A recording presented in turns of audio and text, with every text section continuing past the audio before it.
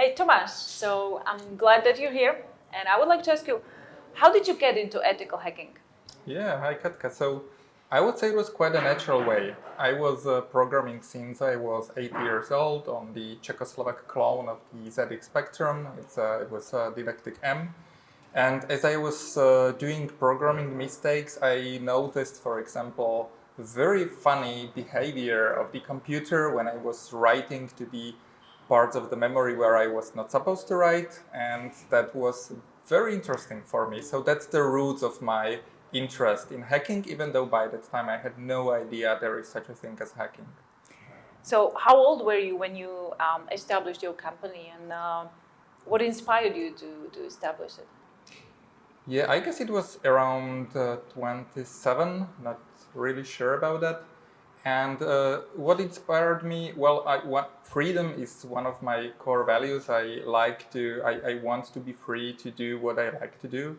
And I was always inclining to hacking and cybersecurity. It was always a very interesting topic for me.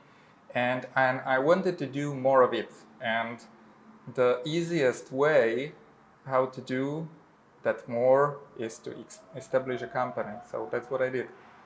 You're boss on your own, right? Yeah, with all its pros and cons. So, what are the biggest challenges as CEO of a company like this? Yeah, I'm basically a technical person. I was programming as a child, and I was a professional sysadmin. Then I was doing a lot of incident response, and besides that, exploring the hacking techniques, understanding them, and learning all about that was mostly a hobby. And then when I actually was running the company, instead of only doing the technical work, the biggest challenge for me was not to be the boss from the hell, as you can see in a lot of companies that people don't like their bosses. So like that was one of the biggest challenges for me, to be a director that people that are working with me in the company, they can actually like working with me. Yeah, I believe that you set up a really nice and friendly atmosphere. Yeah, I hope so. So far it looks. Perfect, thank you. And can you tell me how is the life of the hacker looks like, the ethical hacker? Yeah, so depends on what stage of the engagement the hacker is. So normally, in order to do a pen test legally, it needs to start by the sales process. That starts with the pre-sales process actually. So the very first part is meeting with the customer and understanding what the target does, how they use it, what actually is the target, if there are any limitations, and so on. Then during the actual engagement, we are all excited about the stuff we are going to do. And first we launch a couple of automated tools, but that's just to grab the low-hanging fruit that anyone can do who has the automated tools, and then our real work starts.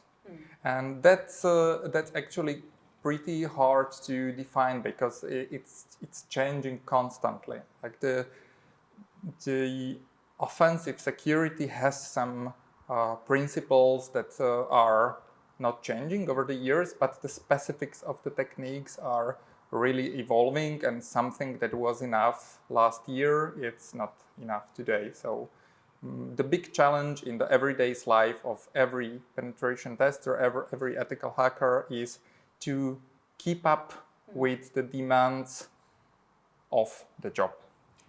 So there's a question that just popped up to my mind, like how does the clients react when you tell them the results and they are not that great as they were expecting?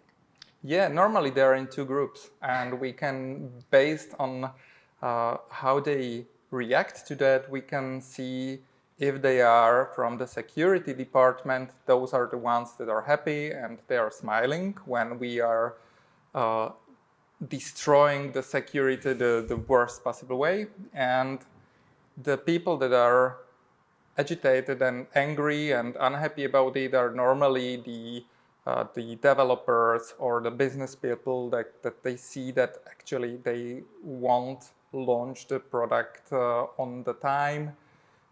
So that's how the reactions differ. What are some of the challenges that this works brings?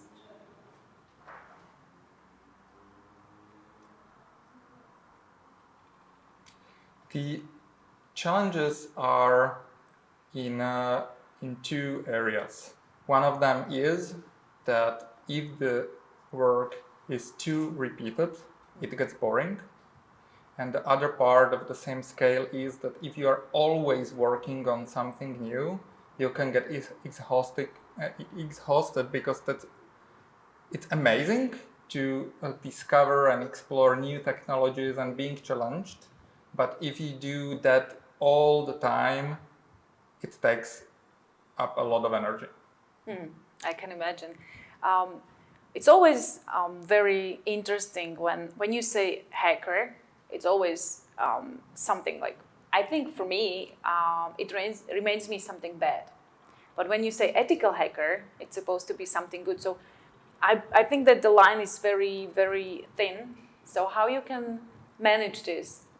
Where is the line? Where is the good and bad? Where is the ethical hacker? And where is the bad one? Yeah, well, that's very important question in everything that we do.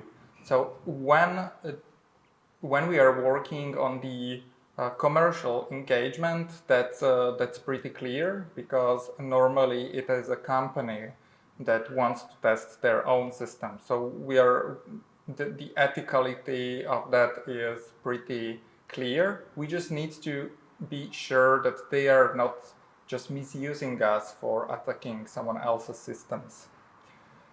Sometimes, actually, it's not that rare that we are approached with commercial offers that are actually black hat activities, and we refuse those. Like, it's typically it is rich people trying to spy on their spouses and so on, but also it's people asking us to develop tools that can be used for both good and bad, but it's out of our control.